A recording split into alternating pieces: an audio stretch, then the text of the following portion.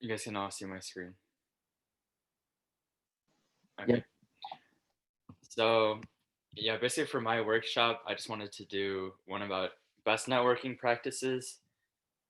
Basically, networking can apply to a bunch of things, whether it's you're looking to get into an RSO or a club, you're looking for a job or an internship. Maybe if you have a venture or you're a cohort member, you're looking for investors or teammates. Um, all these networking skills can apply to so many different things. And obviously, I'm not an expert, but I just thought I would give this just because I have some experience in it, and I think it would help a lot of people out.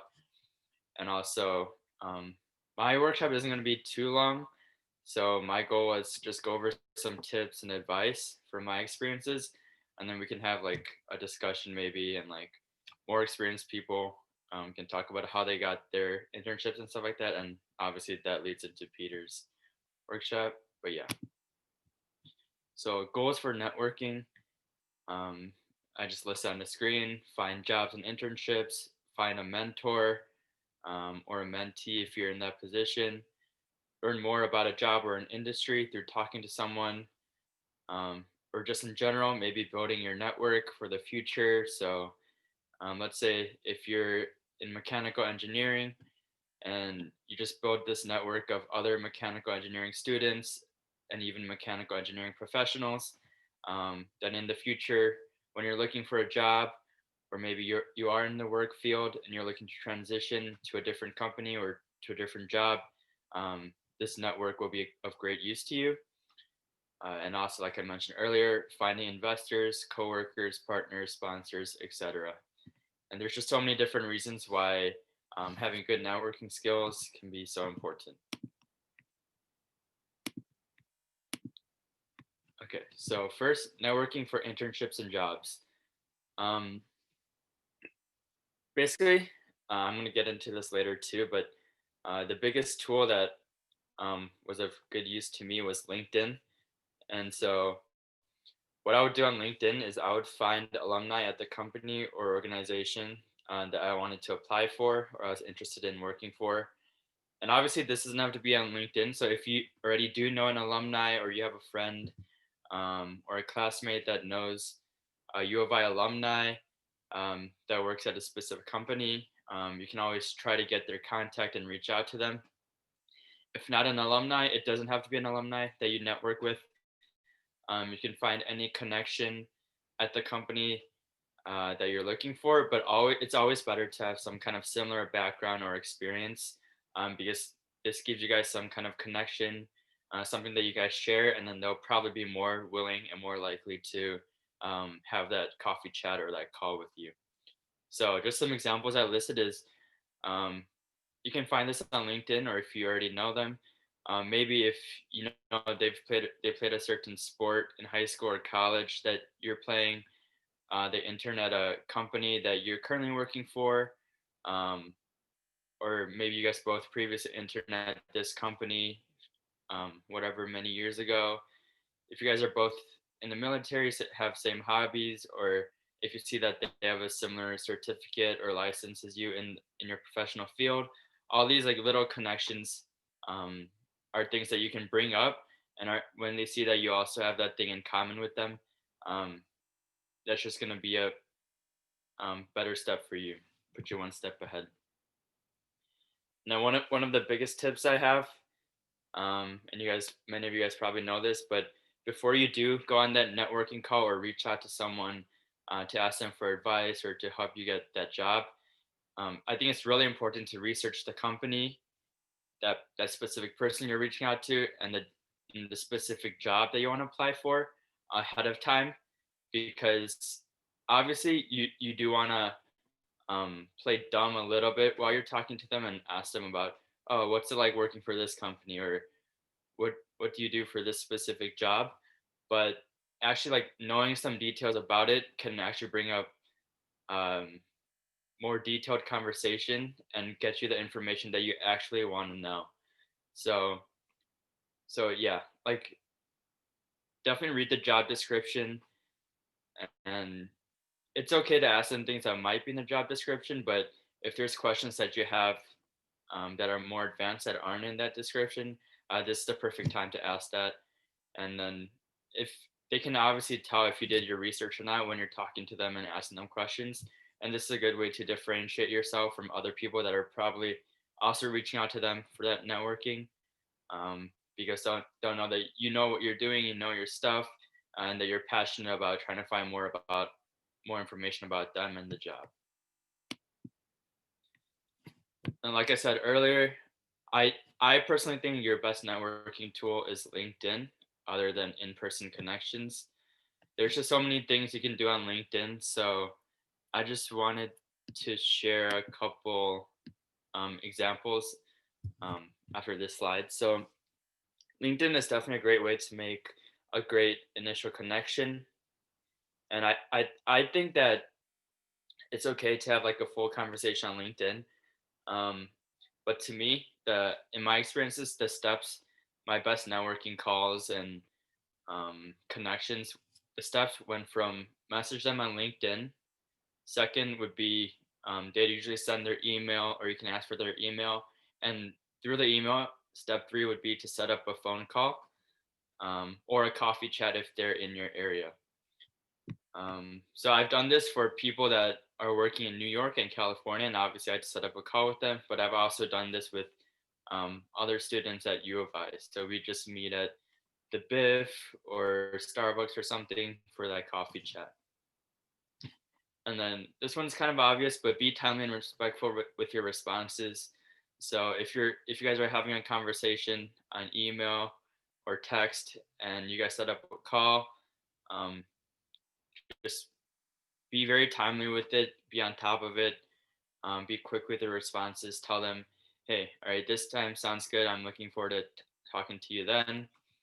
Um, because otherwise they might lose interest or forget about you, especially if it's a certain amount of times. Um, I know I've made this mistake before where um, I'd go on LinkedIn, I'd ask someone to do a networking call with me, and then they said they would be interested in doing a coffee chat or a call, and I just forgot to reply. So now that connection is kind of ruined. It'd be pretty awkward if I reached back out to them. You still can do it, but yeah, it's just a little bit weird. And also setting up and organizing your LinkedIn profile is a great way to stand out. So when you're sending them that connection request or messaging them, they're probably going to look at your profile. So I just wanted to show an example of a profile. So this is Chamath. I don't know if any of you guys know him. Some of you guys probably do. But um, obviously, um, nice professional profile picture, simple description, and here he just also has a simple description in his um about page. This is where it can get a little tricky. Some people say it's better to write like a long description of who you are and your experiences. I personally think it's better to keep it short and simple in the about section, but that might be personally up to you. And I know different things work for different people, but yeah. And then I see Alan loves drama. I like that. And then so yeah, as you can see under his experience page, he has all the different companies that he's worked for and the positions he's held. And as college students, I definitely think any experience you can put under here would be valuable. So for me, I have my previous internships, um, as well as some jobs I held during high school. And then you see his education recommendations and his interests. So it doesn't have to be too complex. It honestly does not take a lot of time to set your LinkedIn page like this, but I think this is a great example. Um, Short and sweet, you know what he's about. You can see his experience, his education, and yeah. I would also personally add a little bit of description under each job, but again, this is totally up to you. So I'll show you mine. I believe I do have yeah. So I remember I used to have like bullet points of things I did under each job, but I think recently I switched to yeah, just keeping it short and simple. But yeah, again, that's completely up to you guys.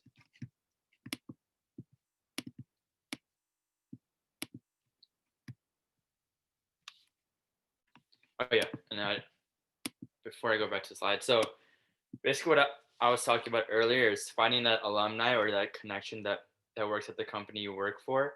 So I mean, it doesn't even have to be alumni. So for me, what a lot of things I do is um, I'm in RTC, and then um, the company I'm looking for is Academy Securities. So yeah, I just type in Academy Securities RTC, or for example, you can do Goldman Sachs, U of I, or any other company, and then these people with that experience show up, and then this is where you can connect with them, send them a message, and basically just use that mutual connection, that thing in common, and you kind of want to mention that in your initial message. And I think I have some more examples of that too. So yeah, this is one example I put in with someone that I did a networking call with. Nothing really came out of it, but I did get a great phone call, and he gave me a lot of advice. So he was a first year analyst at BlackRock, um, just out of college. He didn't even go to U of I. He went to a completely different school. But I did what I just did, and I saw that he was in ROTC and he had a position at a company that I was interested in. And I just basically reached out to him, told him, hey, I'm a sophomore at U of I. I'm studying econ. I want to pursue a career in finance. I'm in ROTC. I saw that you were too. I'd love to get to talk to you about your experience and your advice. Just anything along those lines. I think this is like a good short little paragraph. Once again, keeping it short and simple. And then, yeah, obviously, um, it worked. He offered to talk to me right away.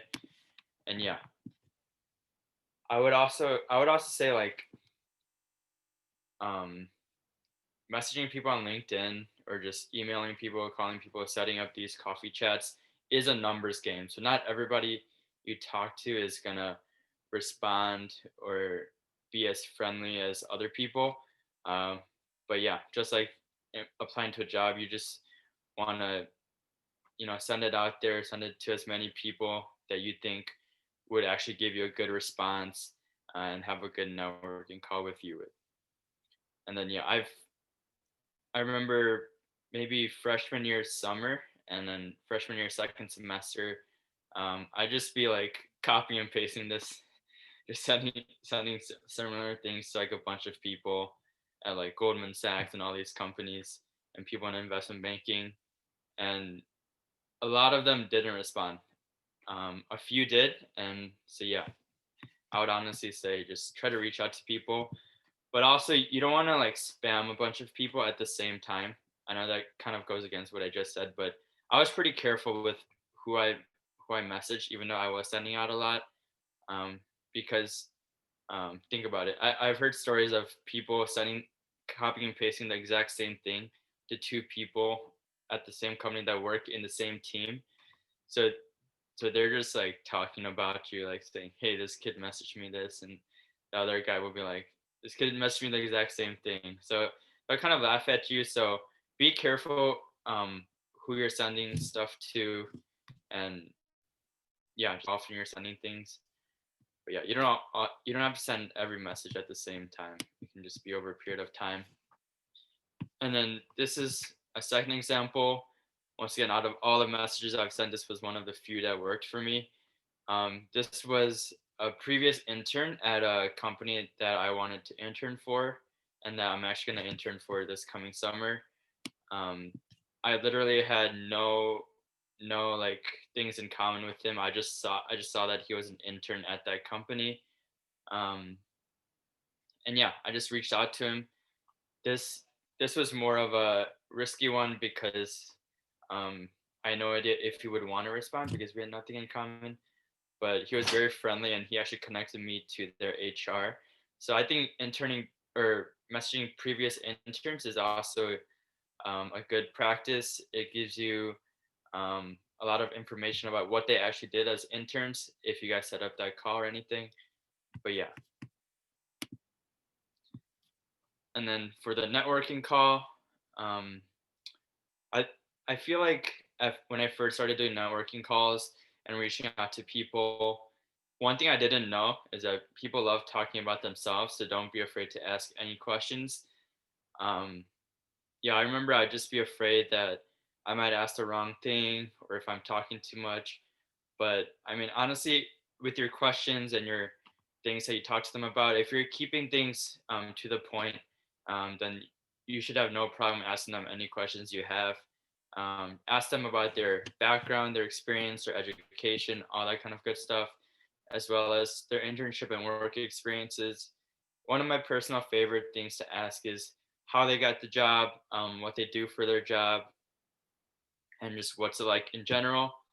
Once again, they're if they're nice and friendly, most likely they're gonna love talking about it and explaining to you. And then this is where being good at conversations is a good skill because obviously you want to have prepared questions and topics that you want to talk to them about, but also there is some freestyling going on. So if they mention something, you should be able to add to that or ask them a question about that if that interests you. And then one tip that I learned through all the freaking networking calls I did is that um, even though you're talking to someone that might not be in the position to help you, maybe they can't refer you or they're not in the specific team or division that you're looking for. They they're working at the company, so they have other referrals, other coworkers that definitely can help you out. And most people do have that good heart where they do want to help you with that. So it is okay to ask them at the end of your call or your talk if they know anyone else that may be of help to you. And they'll give you one or two names, and then because they're coworkers, now you have access to more people that are will be willing to help you out and maybe even set up an interview for you in the future. And the coffee chats are like networking calls, except for they're usually in person, and it's a great way to get to know someone, get to know about a job or a position. And for in terms of like dress, I'd say it just depends. So I wrote like you can dress casual, smart casual, or business casual depending on who and where you're meeting with for the coffee chat.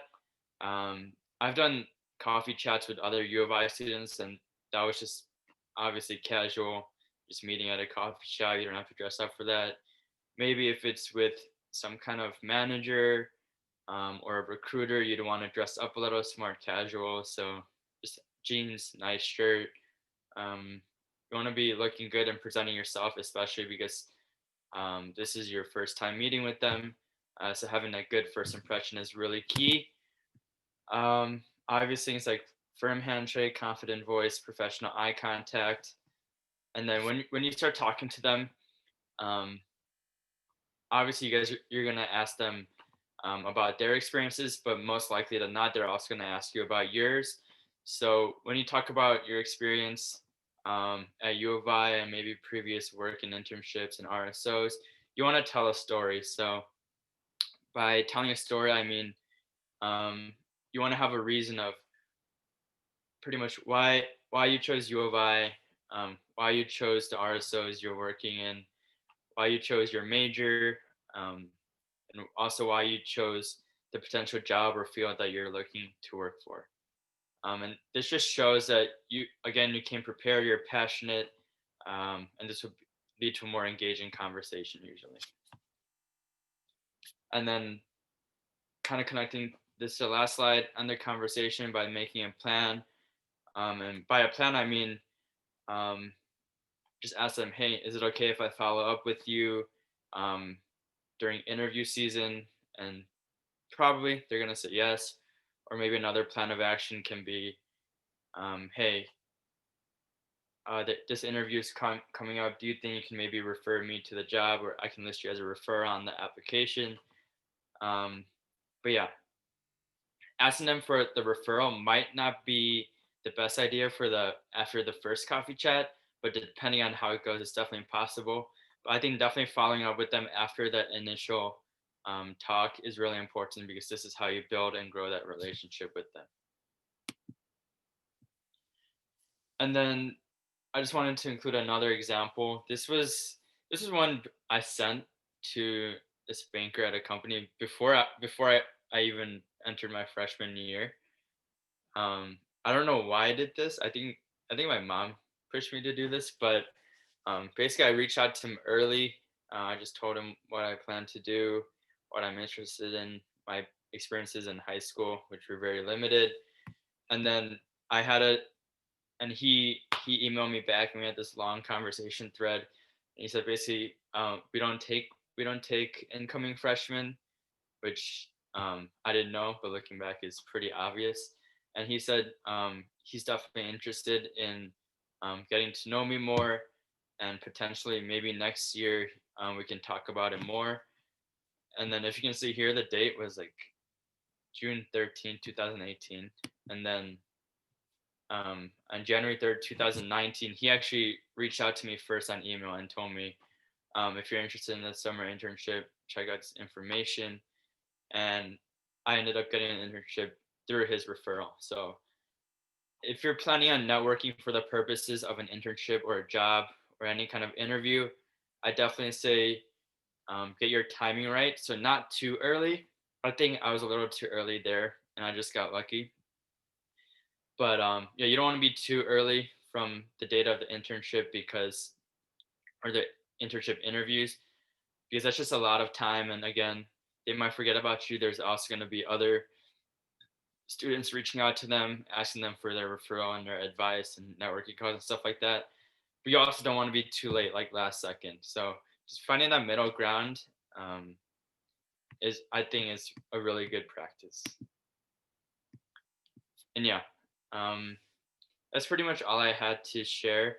And I just wanted to say if like anybody wanted to share any of like your experiences of setting up networking calls or coffee chats or your experiences on how to use LinkedIn for your best interest, like yeah, please feel free to share or any questions.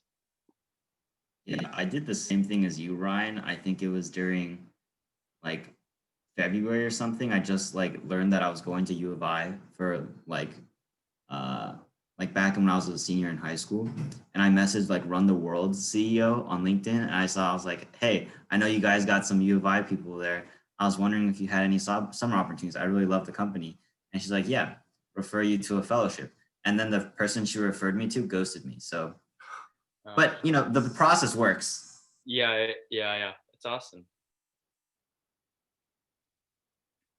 Yeah, so like yeah, like Alan said, just like reaching out early, just finding people with mutual um, interests or experiences or things in common.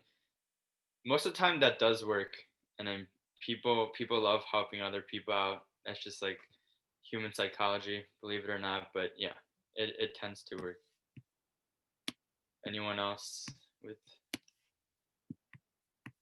examples or experiences?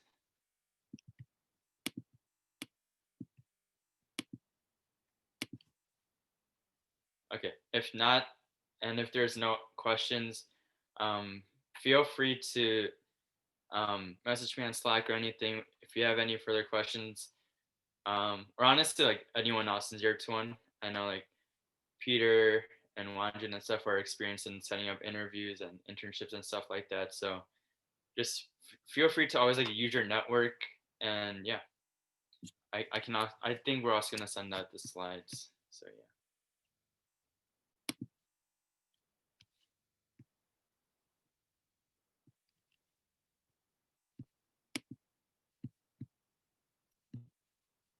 Thank you guys.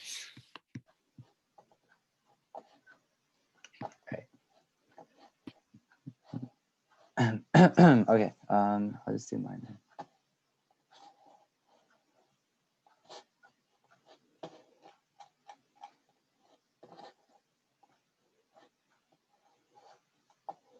right, what's up, guys? So, my workshop is kind of a more broader overview of like getting jobs, interviews, and stuff, while Ryan's is more like getting into the deep technical details of like one of the most important practices of getting an internship and job. So this is more like a broad overview. And also, this is more of a compilation of like more unorthodox methods of getting like jobs and stuff based on my own experiences and what's worked for me. So I tried to include stuff that you wouldn't like find online, like through like just a search on how to get an internship.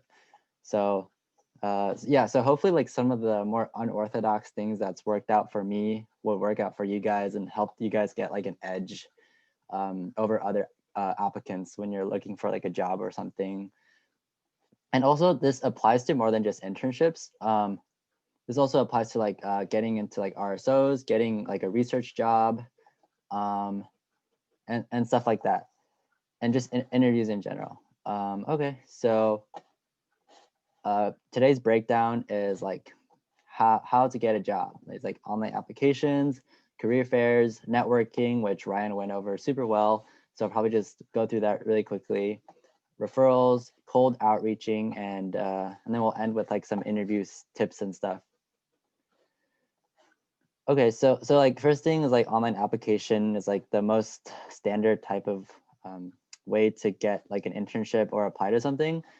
So yeah, as Ryan said, like online applications are a numbers game. So you just want to try to apply to as many as you can. So what I try to do is like I set a schedule. Like last semester, I tried to do like 3 a day. And last year I did like 10 every weekend.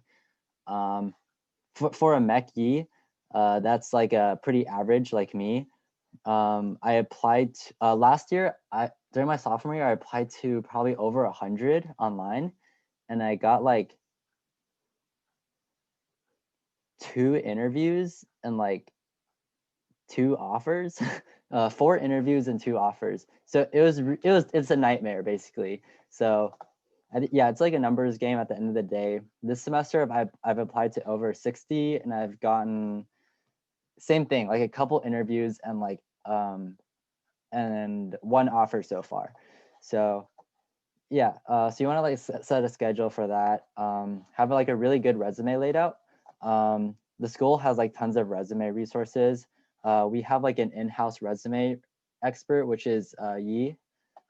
He used to work for like the resume review thing, so he actually helped me review my resume one time. Or you can like send it to any of the upperclassmen who have more experience with this kind of stuff. Another great resource is Jennifer, our alumni, our outreach alumni. She also has like tons of experience in like creating resumes and stuff.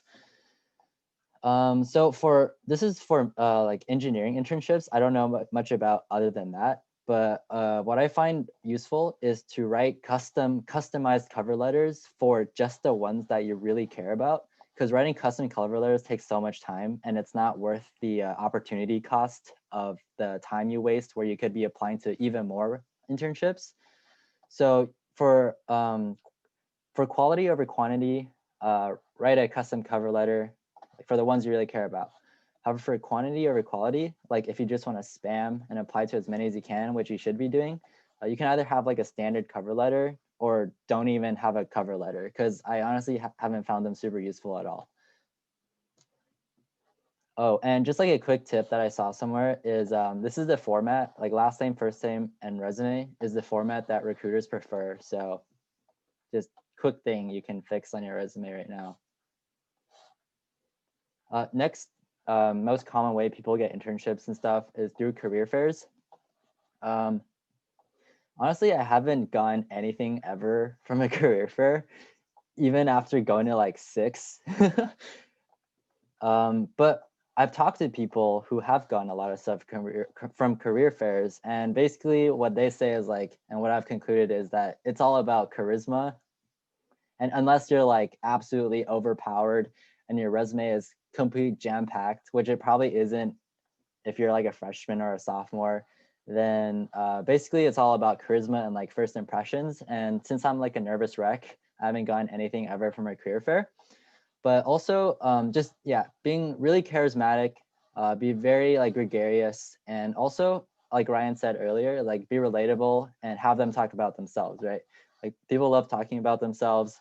One of my friends got an internship by not talking about his resume, but by talking about his experience in Boy Scouts. And it just so happened that the recruiter's son was also in Boy Scouts, and they got along super well through that. And he got an internship just by talking about their experience in Boy Scouts and not about his actual experiences.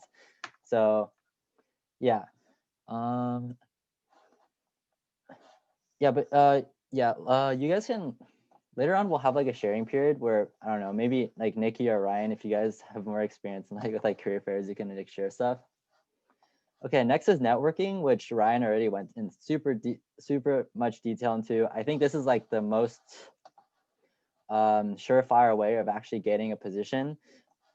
One thing is, yeah, just talk to important people, set up as many calls and meetings as you can with important, successful people, and you will, first of all, you'll learn so much just from doing that, and also you'll open up so many doors for yourself. A good start is our 0 to 1 advisors, right? These people have huge networks. These people are running their own companies. You can literally talk to them, and like if they like you, they'll set you up with opportunities. It's literally that easy. Like so yeah, both Danny, Kieran have both like offered me like internship referrals and positions, but I didn't take them because they're software related. So literally hop on that right now, right? Yeah, so yeah, just setting up calls and meeting important, successful people.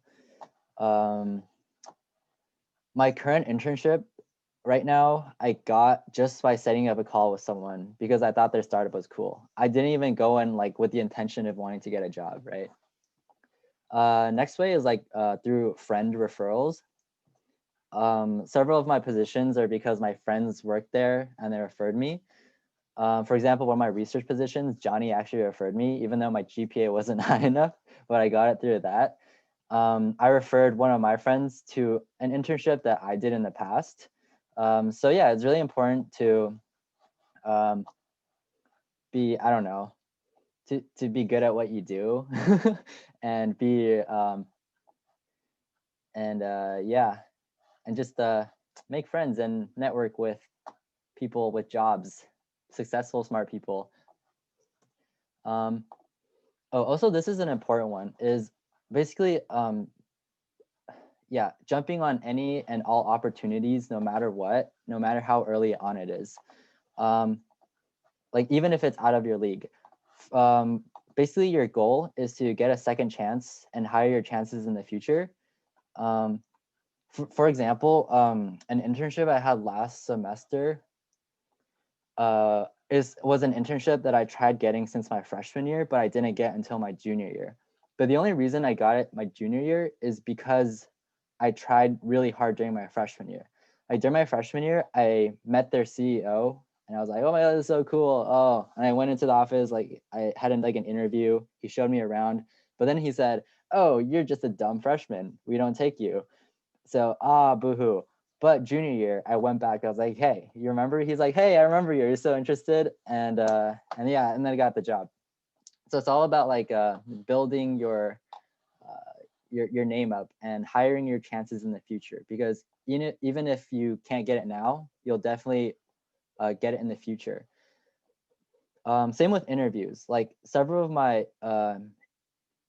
like internships, interviews that I've gotten, I did during my freshman and sophomore year, but I didn't get. However, during my junior year, just because I did those interviews and applied during my earlier years, I was like able to get those opportunities like way easier. Because essentially what it does is it puts you at the top of the queue. Like these companies, they get thousands of applications and they just ignore most of it, right? They just glance through it and throw it away. But by like building your name brand, basically it puts you at the top of the queue and it makes them notice you. So my recommendation is to, when you're like an underclassman, go to every event possible, like every career fair, go to, it's good practice anyways. Go to tech talks by companies. When campus opens up, they have tons of those. Go to research fairs, like all that stuff.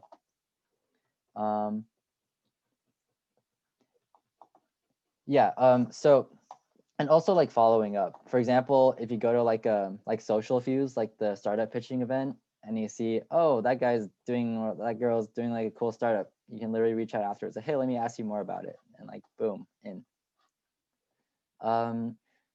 Yeah, so like networking, and hopefully you can get like a referral, or if you already know someone, basically someone knows you and recommends you for a position.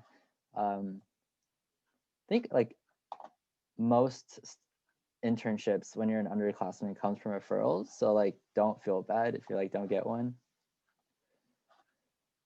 Okay, so cold outreach. This is where I got most of my opportunities from.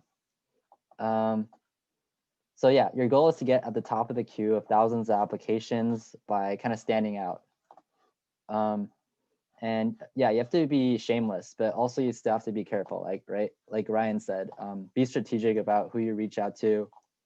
You could do this through emails and through LinkedIn. I got an interview with a really competitive company that I never would have gone otherwise without cold outreach. So basically, like Jet Propulsion Laboratory, they're a really competitive robotics lab in Caltech. I apply every year, but I never get it. So this year I was like, screw this. So I went on their website and I mass mailed like 50 people on their robotics team. I was like, hey, can I have an internship? Hey, okay, I didn't say that, but basically I had like a whole elevator pitch. And yeah, through that, I actually got like an interview, and now now it's like pending, right? So yeah, just like be really shameless and be really proactive, because at the end of the day, the worst thing that happens, like they're just like, oh, haha, what a silly kid. Bye. And also LinkedIn. Basically on LinkedIn, you just go on like their company website, you click on the people's tab, and you can search like recruiter, talent acquisition. You can message all of those people. And what I also do to hire my chances is I message all the mechanical engineers, because that's the position I'm looking for. And I actually got like a couple interviews through that as well. So here's like an example of something I did. So basically, Zipline's like my favorite startup. So I literally, like, this was last year. I went on their their LinkedIn site. I clicked on people, and I messaged all of their mechanical engineers. And Paul is one of their mechanical engineers. I was like, dear Paul, my name is Peter. I'm a sophomore undergraduate studying mechanical engineering. I have a strong interest in technology driven towards social impact. This is why I'm incredibly excited about Zipline and its contributions towards the quality of healthcare in the developing world. And then you go into like a really quick introduction about yourself. Like, here are my current pursuits. I'm a research assistant at a robotics lab. I'm leading a new initiative called Reach of Humanity, where we're building prosthetics, like skills that they would look for in this position, right? And yeah, it's like, oh, if there are any opportunities, I'd love to know about it. And through this, I got an interview where I had no luck previously, because it put me on the top of the queue, right? And this is what I do for quantity over quality, basically just to try to get as many as possible. Oh, also for a message this long, you need like LinkedIn Premium. Otherwise, you can't send it like a direct message. You can use your 30-day free trial, but usually this is what I do. You send a connection request to like a recruiter, a talent acquisition person, or an engineer or something. And in your note, you just attach like a quick message like this, like, hi, my name is blah, blah, blah. As a brief introduction, I'm passionate about this and this. I'm good at this and this. I want to know if there's any internship opportunities. This isn't the smartest way to go about it, but it's good for quantity over quality. A smarter way to go about it for the companies that you actually really care about is to do something like this. Basically what Ryan went over, like you want to connect over some common ground, or, oh, like I met you at this event. Can we talk more about this? Can I ask for your advice? So this is what I did. So I met Paul at Social Fuse, and I thought his startup was really cool. So I was like, hey, Paul, I saw your pitch at Social Fuse, and I was really interested in it. I'd love to learn more about it and ask about your experiences in general. Brief introduction. Let's set up a quick Zoom chat. And he's like, great, let's connect. So I talked to him. I had a list of questions. I was like, hey, and at the end, he was like, hey, you want an internship? I'm like, oh, okay. So now, boom, I'm doing an internship for him over winter break and continuing this spring. And I'm like, oh, hey, you want to be our 0-to-1 advisor? He was like, oh, okay. And boom, now he's a 0-to-1 advisor. See, that's the benefits of setting up random calls with important, successful people. You get like tons of opportunities. Okay, so for types of interviews, these are the ones that I've encountered. There might be more. I'm not sure though. These are the main ones though. So sometimes there's the just checking if you're a weirdo interview. Basically, they set up like a really quick call with you. It's usually just a phone call, not even a video call. And it's just like small talk to check your communication skills and your personality, see you're a real person. You talk really quickly about your resume, basic questions. You ask some questions. It's like pretty simple.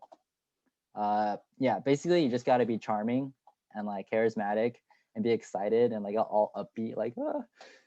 Yeah, next thing is like behavioral, which I really hate because the questions are so like icky and like they're like impossible to gauge someone from those questions, yet they still do it. But basically, it's seeing if you have the soft skills, personality, work ethic, and if you'd be a good fit for the company. And they typically ask like more or less the same questions. So you got to list them all down beforehand and have like set like rehearsed answers or ideas of what you want to say for all of them. The worst thing ever is when they ask you a question, you're like, oh, I don't know what to say. Like one time this recruiter asked me, how do you feel when you don't keep a promise? And I was completely stumped. I'm like, what the fuck do you want me to say to that? I feel bad. Like what? So yeah, you definitely want to be really prepared.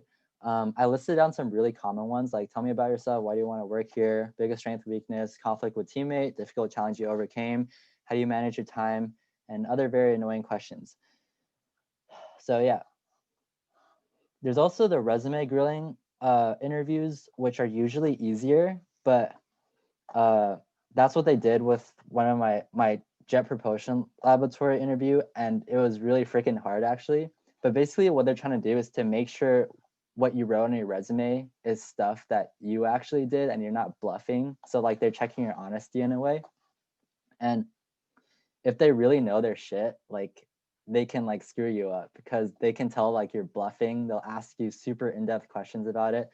So basically, moral of the story, you need to know your resume super well, and you need to know like the ins and out of every single bullet point that you write about. And finally, it's like technical. In most cases, they're just two types. It's like general knowledge testing, like oh, here's 3 problems about materials and statics, or if you're or like math, and boom, boom, boom, done.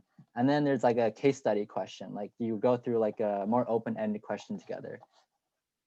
And this differs for like all different types of majors and stuff. So here I compiled like some questions you want to ask your interviewer. Um, some of the ones that I think really worked well for me and helped me build like connection with the interviewers is like, what's the coolest thing you've worked on? And they usually get really excited. And then you can start a conversation through that. And also, if I were to get this position, what skills would you recommend me to brush up on before the start date so I can hit the ground running? So yeah, these 2 questions usually like garner pretty good conversation responses from the recruiters. Oh, also, like, why do you love working at this company, and how does it align with your personal goals? That way, you can like connect with the interviewer on a deeper level in case you share like the same like values and stuff. It's all about building like rapport with the interviewer and like getting them to talk about themselves. Here's like some questions that they usually ask you. Yeah, pretty standard stuff. I'll talk more about why I inserted this stuff here later. Okay, so here's the thing, how to talk about your resume experiences. Recruiters will always ask you to talk about like, oh, can you talk about this bullet point? And here's like a really good structure that you can always use if you want, basically. So the goal is to structure it really clearly, so it's really easy to understand and remember, and it shows your communication and your eloquence. So here's the structure. First, you start with background and motivation. Tell them why this project is awesome and why it's important. Like this is literally an elevator pitch, right? Next is your task and your role in the project, the result and the impact you made, and what you learned and your takeaways.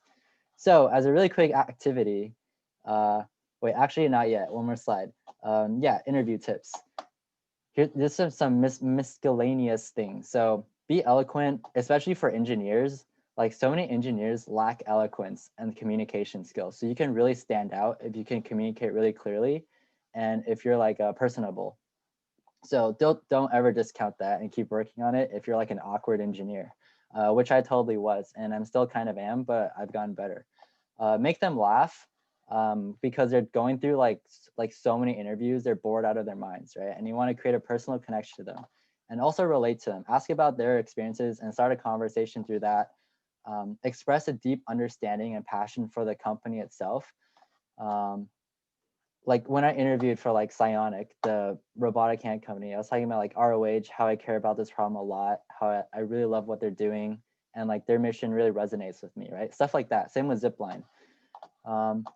Have an interview cheat sheet for every single interview. This is super important, and you want to take notes. Like for every single one of my interviews, I have like a whole ass Google Doc that I list down all the questions I want to ask them, and I have it open with me next to my Zoom call screen. So then I just go through it, and the conversation flows super well. I can go from one question to the next without any awkward silences at all, and the interviewers also really appreciate that. So I have all the questions I want to ask. Shoot, not over here. Like listed, something like this, right? For example, Jet Propulsion Laboratory comprises of many subgroups, how the groups work together, blah, blah, blah, and blah. Also have questions prep. I predict all of the questions that I think they're gonna ask me, and I flesh out really detailed answers for all of them. So even if the question is even slightly similar, I have a really solid answer ready for them, right? And most importantly, you wanna take notes. You wanna note down all of the questions they asked you and all of the tips that they give you. So in the future, you'll have like a big ass Google Doc folder, Google folder with all of the questions that your interviews have asked you. So you'll never be caught off guard again. Like right now, I'm at the point where I haven't been asked the question that I haven't been asked before because I've taken all these notes, right? So I'm prepared for anything basically. My first few interviews, like I was caught off guard so many times because I had no experience. So you want to build that up and it'll help you in the future. Yeah, and obviously there's no substitute for just being really good at what you do. Like if you're a mechanical engineer, be really freaking good at mechanical design and prototyping, right? If you're coding, be really freaking good at coding. And yeah, there's really no substitute for that. Okay, so really quick activity to wake everyone up is following this format about how to talk about your resume experience. We'll have 3 volunteers talk about one of their experiences on their resume using this format as if we're in a real interview setting. So I can start off. So let's say like one of my experiences, it was like a research thing I had last semester. So one of my interviews would be like, oh, can you tell me more about your experience in the robo design lab at UIUC? So what I would say is something like, so the robo design lab was a robotics lab at my university that I worked at last semester. The goal of this lab is to build really robust humanoid robots to push the boundaries of robotic hardware with the goal of replacing human labor in very arduous situations. For example, construction zones and medical situations in order to put humans out of harm's way. So my goal last semester was to fully design and build a 4 degree of freedom robotic arm using aluminum sheet metal. The way I went about this was I first did a ton of research, and then I used SolidWorks to fully CAD out and design this robotic arm. Next, I prototyped it using laser cutting and acrylic just to make sure all the pieces fit together as intended. And after troubleshooting the prototype, we moved on to the final prototype, which we water jet cut out of aluminum sheet metal. In the end, I was able to fully create a fully functional robotic arm that we are currently using for testing, like something like that, right? That wasn't very good, but something like that. Okay, so using that format, can we have 3 volunteers talk about something on their resume before I start calling on people?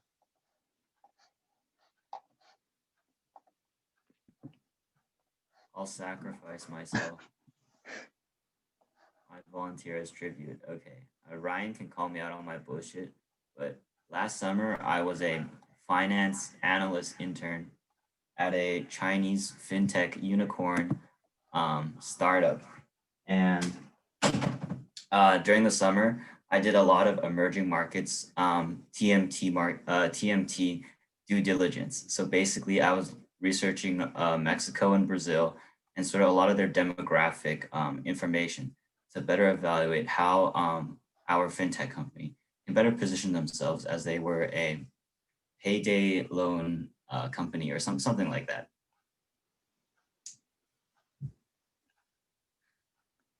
Thank you. Sorry, can you do that again? Like I was reading the chat to see if I missed anything because I totally forgot about it. Okay. Like try to be, like have it flow better. Okay. Last summer, I was a finance analyst intern at Mintech, which is this unicorn fintech company based in China. But they have offices all over the world, including Vietnam, Brazil, and the United States. Um, my work there was just helping the investment team, actually. I was working directly under the head of investment, and I did a lot of work on due diligence for TMT emerging markets. And my main area of focus was working on Mexico and researching a lot of the demographics on the average Mexican person and like how much access Mexico had to internet, which states were getting internet the fastest, um, age and gender demographics, stuff like that. And during this time, I think I learned a lot about what it meant to do sort of finance as a career, as well as what the fintech scene was looking like within China and especially in emerging markets. That was pretty good. Yeah. I think like one thing is like the background and motivation. You can be like, why does this work matter? What is the end goal, right? All right, thanks, Alan. That was pretty good. Yeah. Does anyone else want to volunteer?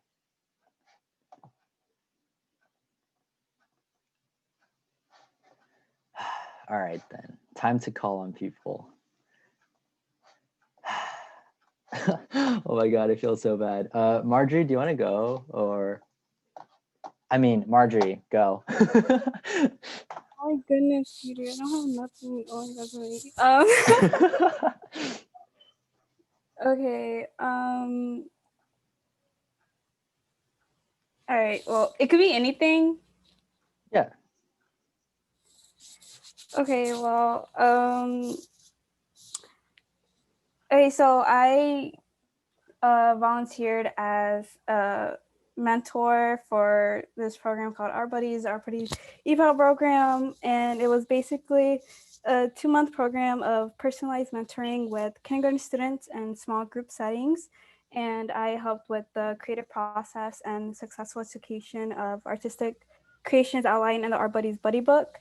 And I helped with promoting positive social engagement in kindergarten classrooms, and I interacted with the kindergarten students through art activities to encourage creative expression in the classroom.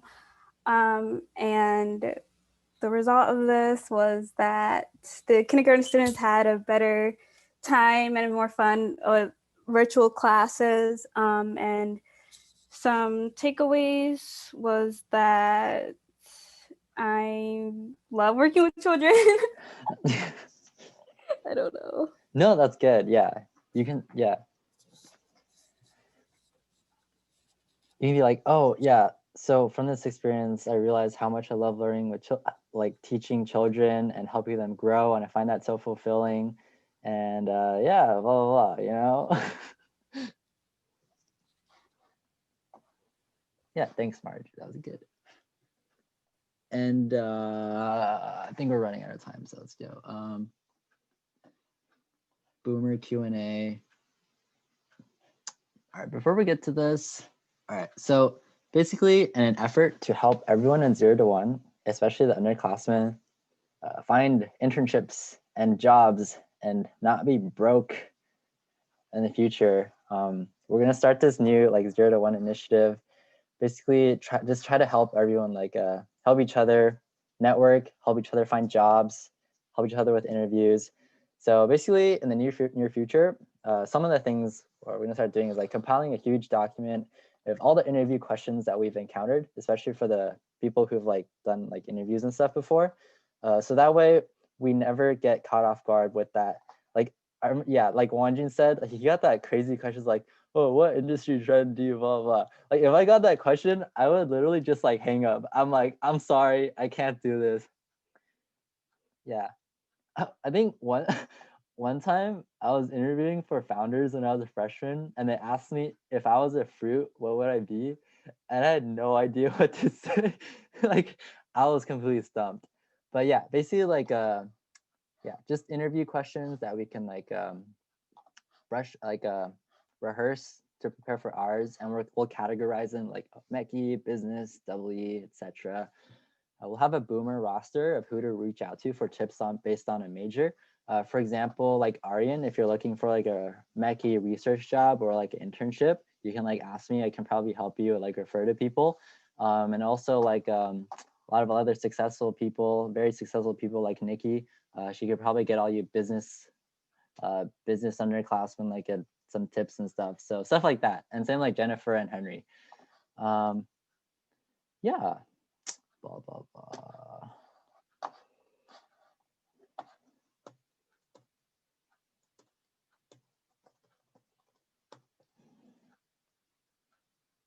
Yeah, so yeah, that's about it. Does anyone have any questions, or do any of like, does anyone want to share like any like tips they have on like getting internships, like whether it's about career fair, all of that? I had a question actually. Mm-hmm. Do you know, like, other than Handshake, if there are any other websites that are good for like finding internships, or would you just recommend like, Oh Handshake? yeah. Oh my God, Howie. I haven't used anything before. Ladder is good, but it's like Jobs. yeah, there's actually tons out there. You can find tons just from a Google search. Is like yeah, like Nikki, like Indeed, Glassdoor, Way Up, Monster, LinkedIn, Ladder. Yeah, and from my own experience, like I used LinkedIn a lot. I just like find like investment bankers that would work at these companies, and then you can just like click on their company LinkedIn page or go to their website. And on a lot of company websites, they have like a section for like a career section, and then sometimes they have like their HR or recruiter email. So that's a great way to like reach out to the recruiter yourself instead of applying to through like Handshake or Indeed, which are good as well. But again, that's like a numbers game, and when you're just applying through like Indeed or Handshake, they just see your resume. Um, but by reaching out through email through the company career section website, um, you can like email them directly, and then usually they respond sometimes. Sometimes for me, but yeah. Damn, Thanks. Nikki's got recruiters sliding into her DMs. Could never be me.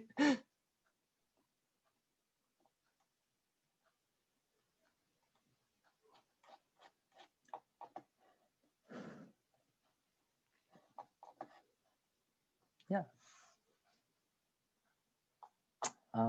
Anybody else? Anybody else? Ooh.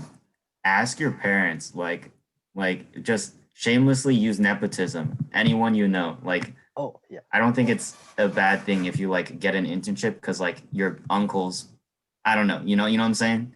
Yeah, I feel like that's the easiest way. I agree. Yeah. Oh, I think for freshmen especially, a good starting point is like Research Park.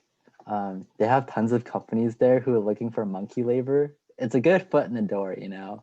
Like I slaved away at Research Park during my freshman year in order to get my next opportunity, you know.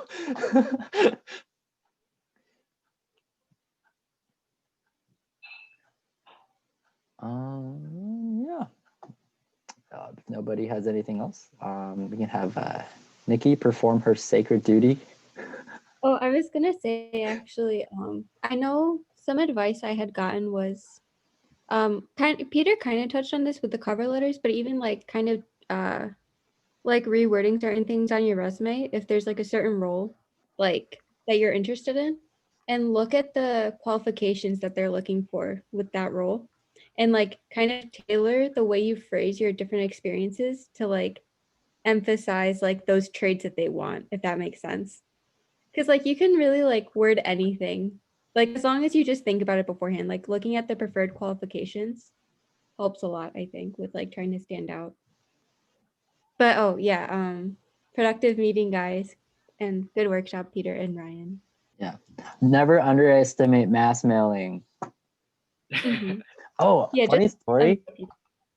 So my research job last semester, the only reason, okay, I'm not trying to flex or anything, but like basically it was like a really hot lab, right? That's like brand new. Professors from like MIT, they're building like crazy like robots and shit. So all the mech was like, holy shit, we gotta hop on this. And the only reason I got it was because I I emailed the professor and all of his grad students, whereas the other undergrads only emailed the professor. So because of that, I got a meeting with the professor and then I got in.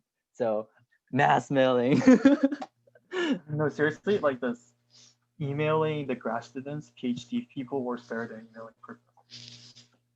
So Yeah. that's like in general, like true for research positions. Wait, that's not even the first time. During my freshman year, no. Yeah, freshman year, I got a research job because I mass mailed all the grad students and the professor like several times. Oh, Professors That's rarely tip. reply. Grad students reply pretty good. yeah.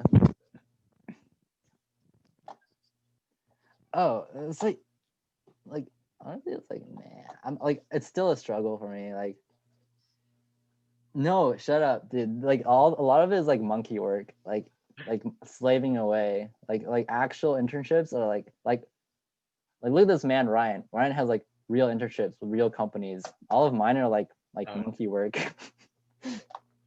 Mine was monkey work too. Yeah, it's always a struggle.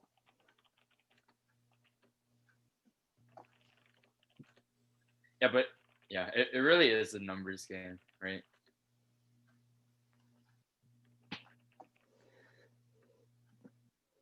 Yeah.